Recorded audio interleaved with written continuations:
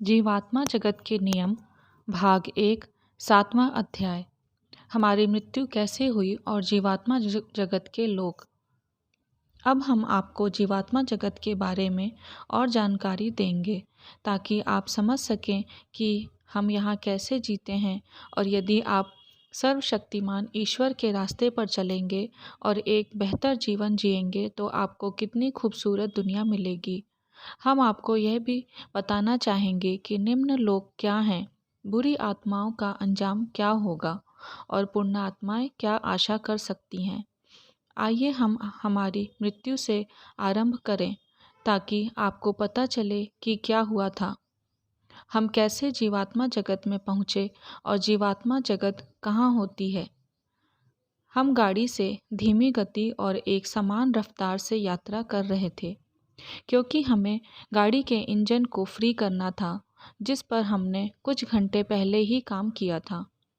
हम हाईवे से होकर घर लौट रहे थे और चूंकि मैं विस्पी गाड़ी धीरे चला रहा था तो मुझे एहसास हुआ कि गाड़ी में बैठे लोग सो रहे थे।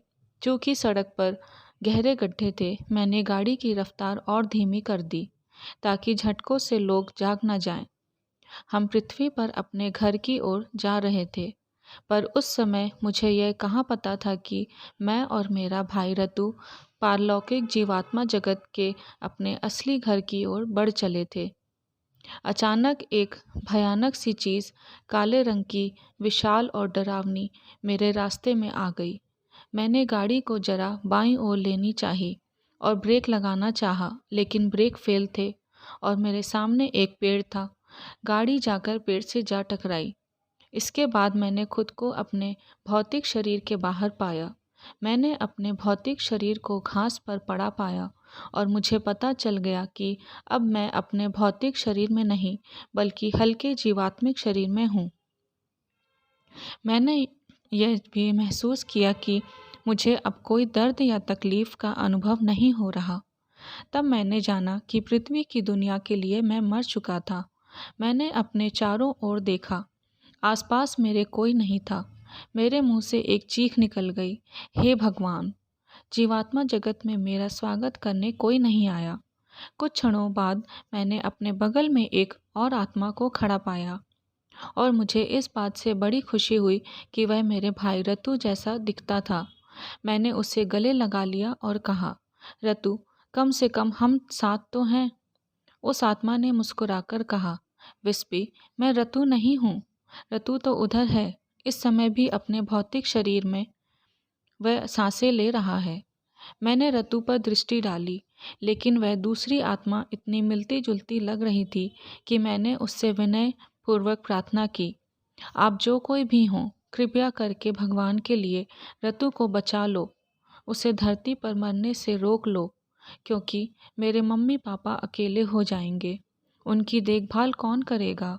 उस आत्मा ने बड़ी विनम्रता से जवाब दिया, विस्पी मेरे प्यारे, यह मेरे हाथों में नहीं, ईश्वर के हाथों में है।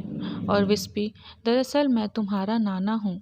तो वह मेरी मम्मी के पिताजी थे, जिन्हें हम पप्पा या पॉप्सी कहा करते थे। मैं उन्हें पहचान नहीं पाया क्योंकि 1974 में अपनी मृत्यु के समय की तुलना में वह अब अधिक युवा दिख रहे थे। अपनी मृत्यु के समय वह 93 साल के थे, जबकि 1980 में हमारी मृत्यु हुई उस समय वह 30 साल के दिख रहे थे और बहुत कुछ मेरे भाई रतु की तरह लग रहे थे। मैं उनसे लिपट गया और फिर से उनसे विनती करने लगा कि वह रतु को बचाने के लिए कुछ करें। पापा ने फिर समझाया, विस्पी मेरे सबसे प्यारे, यह हमारे हाथों में बिल्कुल नहीं होता। आओ हम बस ईश्वर से प्रार्थना करें। मैं भी बहुत दुख महसूस कर रहा हूँ। मेरी प्यारी बिटिया कैसे रहेगी तुम दोनों के बिना? ज्यों ही हमने अपने हाथ जोड़े और प्रार्थना में कहा, हे ईश्वर, कि रतु भी अपने भौतिक शरीर के बाहर निकल आया। हम वहाँ खड़े थे, उदास और दुखी, मेरे माता पिता के बारे में सोचते हुए। रतु ने मुझे देखा और तब चकनाचूर गाड़ी पर उसकी दृष्टि पड़ी, लेकिन उसने घास पर पड़े हुए अपने भौतिक शरीर को नहीं देखा। वह पूरी ताकत से चीखा चीखा। उसकी आवाज़ तेज़ और खुरदुरी थी। मैंने उसकी वही आवाज़ सुनी जो धरती पर उसकी हुआ करती थी, लेकिन उससे भी तेज़। क्या कर दिया तुमने मेरी गाड़ी को? तब इसके बाद उसकी नज़र पप्पा पर पड़ी और उसने उन्हें पहचान लिया।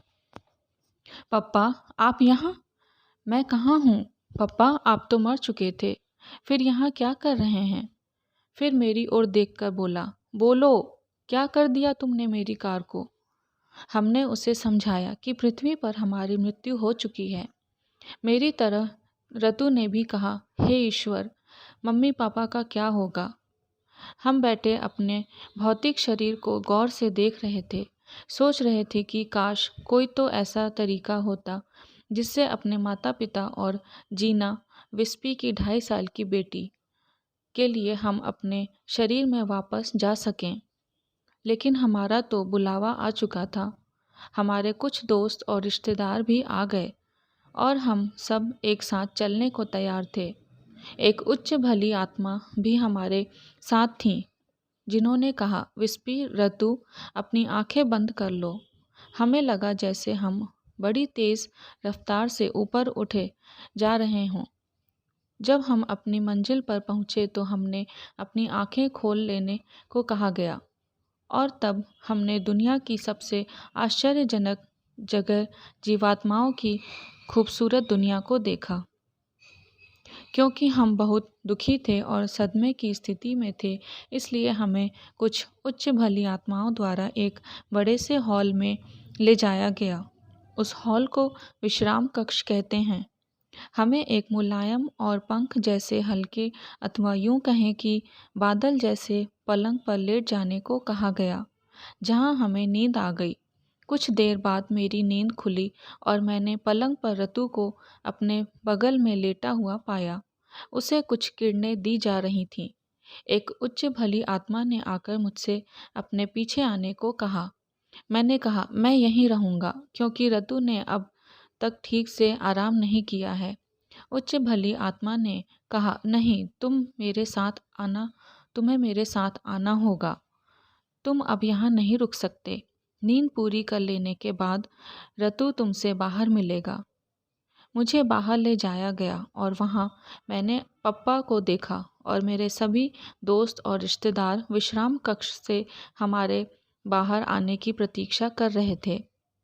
कुछ देर बाद हमने रतु को भी बाहर आते देखा। तब हमने निर्णय लिया कि चूंकि हम अपने मम्मी पापा के पास वापस नहीं जा सकते, हमें उन्हें इस भयानक सदमे से बहादुरी पूर्वक बाहर निकलने में मदद करेंगे।